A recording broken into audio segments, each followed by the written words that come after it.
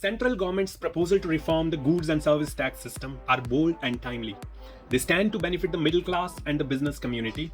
As the government claims, shifting 99% of the items in the 12% slab to a 5% tax rate and 90% of the items in the 28% slab to 18% will substantially reduce the tax burden on most consumers. Rationalizing the number of slabs and shifting similar products to the same slab will also reduce ambiguity and litigation.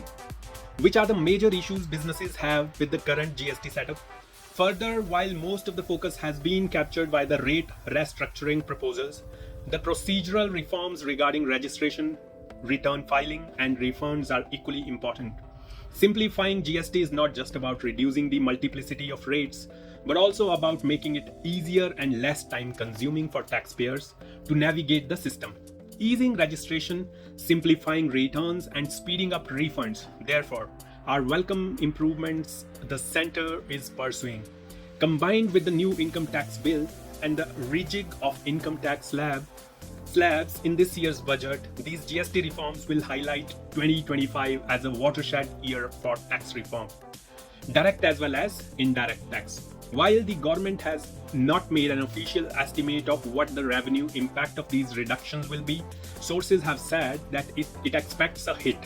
2 years ago, the Reserve Bank of India had estimated that the average GST rate was 11.6%, which is now expected to fall substantially. However, the government is confident that an increase in consumption and a widening of tax base will offset most of the revenue loss. With a large number of items set to be taxed at just 5%, the incentives for input tax credit scams and tax evasion will also be substantially removed. A willingness to risk some amount of revenue in order to boost domestic consumption bodes well for the economy, especially at a time when export demand is faltering due to tariff uncertainties.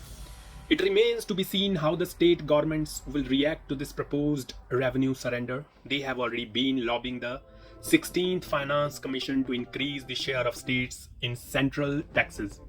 These tax cuts will also make it even more unlikely that petroleum products, a major source of states' revenue, will be included in the GST anytime soon.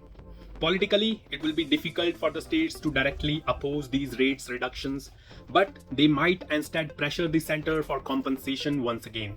Crucially, the center will be reaching out to the states over the next few weeks to put forth its case. It is important that their concerns are taken on board as well. Thank you so much for watching.